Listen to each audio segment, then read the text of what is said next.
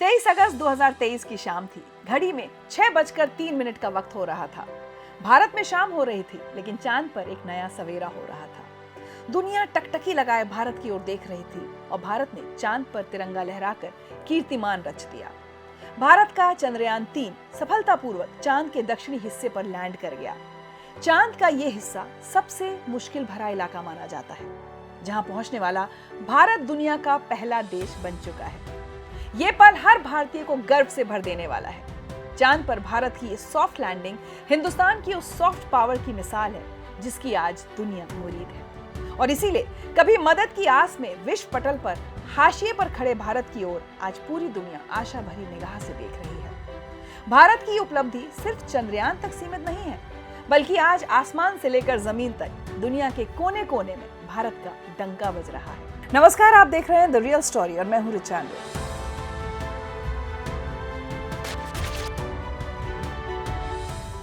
भारत विश्व गुरु बने, ये सपना था स्वामी विवेकानंद का। आज भारत जब आजादी का अमृतकाल मना रहा है, तो ये सपना साकार होता नजर आ रहा है। भारत आज पूरी दुनिया की उम्मीदों का केंद्र बन गया है। G20 से लेकर ब्रिक्स तक, क्वाड से लेकर SCO समिट तक और आसियान से लेकर ईस्टर्न इकोनॉमिक फोरम तक, भारत की गूंज हर महत्वपूर्ण अंतर्राष्ट्रीय फोरम में सुनाई दे रही है। देश ने संयुक्त राष्ट्र सुरक्षा परिषद की अध्यक्षता का गौरव हासिल कर ये साबित कर दिया है कि ये नया भारत सशक्त, आधुनिक, आत्मनिर्भर और मानवता का मददगार है। आज भारत के लिए बड़े बड़े देशों के राष्ट्राध्यक्षों से लेकर वहां के आम नागरिकों तक की नजरों में एक सम्मान है। दुनिया में आज भारत की अलग पहचान है। अमेरिका और जर्मनी जैसे देश भी मानने लगे हैं कि नया भारत नई दुनिया के निर्माण में अहम भूमिका निभा सकता है। भारत ने यह साबित किया है कि वो न सिर्फ अपने देशवासियों के हित के बारे में सोचता है, बल्कि वो वसुधैव कुटुंबकम यानी कि पूरी दुनिया को अपने परिवार की तरह देखता है।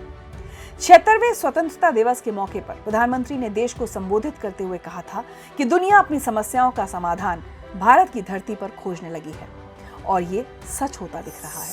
भारत का सबसे बड़ा सामर्थ्य बना है भरोसा।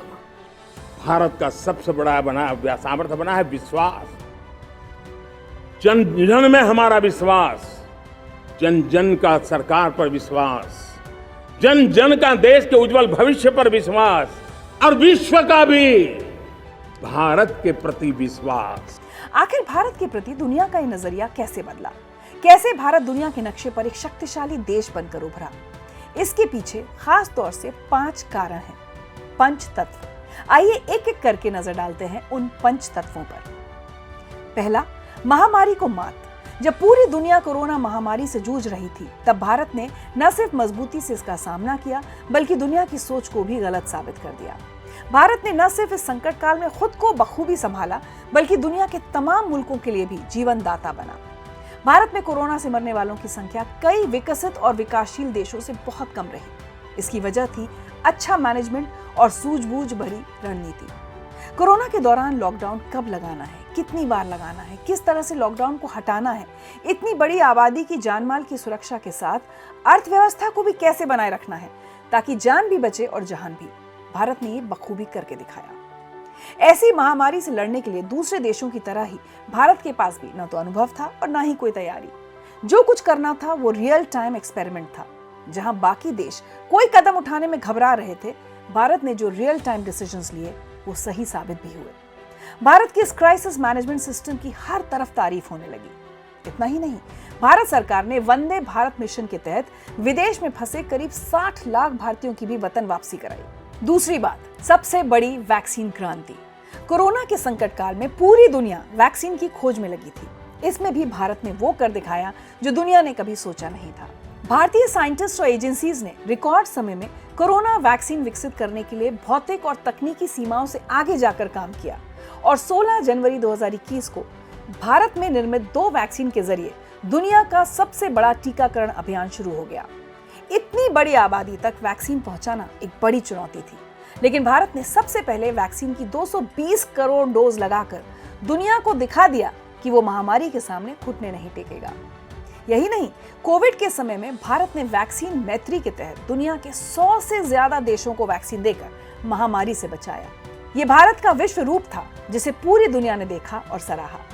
भारत के टीकाकरण अभियान को सफल बनाने के पीछे डिजिटल कोविन प्लेटफॉर्म रहा। इस ऑनलाइन पोर्टल ने नागरिकों को कभी भी और कहीं भी वैक्सीनेशन के लिए रजिस्ट्रेशन और अपॉइंटमेंट बुक करने में सक्षम बनाया, जिससे लोगों के लिए टीकाकरण कराना काफी आसान हो गया। अब तीसरी बात, भारत का विकास पथ। एशियन डेवलपमेंट बैंक यानी एडीबी के एक अनुमान के हिसाब से भारत की विकास दर देश की बढ़ती आर्थिक ताकत का सबूत है। यही नहीं, इंटरनेशनल मॉनेटरी फंड यानी आईएमएफ की अध्यक्ष क्रिस्टलिना जॉर्जीवा ने भारत को वैश्विक अर्थव्यवस्था का चमकता सितारा करार दिया है। आज भारत वर्ल्ड जीडीपी रैंकिंग 2023 के मुताबिक विश्व की 5वीं सबसे बड़ी अर्थव्यवस्था के रूप में विश्व गुरु बनने के आखिरी पड़ाव पर खड़ा है। अब तो आईएमएफ के ग्लोबल इकोनॉमिक आउटलुक ने भी ये जारी कर दिया है कि भारतीय अर्थव्यवस्था का आकार 2021-22 में $3.2 ट्रिलियन से बढ़कर 2022-23 में $3.5 ट्रिलियन और 2026-27 में $5 ट्रिलियन को पार कर जाएगा। आखिर कोरोना जैसी महामारी से लड़ते हुए भारत ने ये मुकाम कैसे हासिल किया?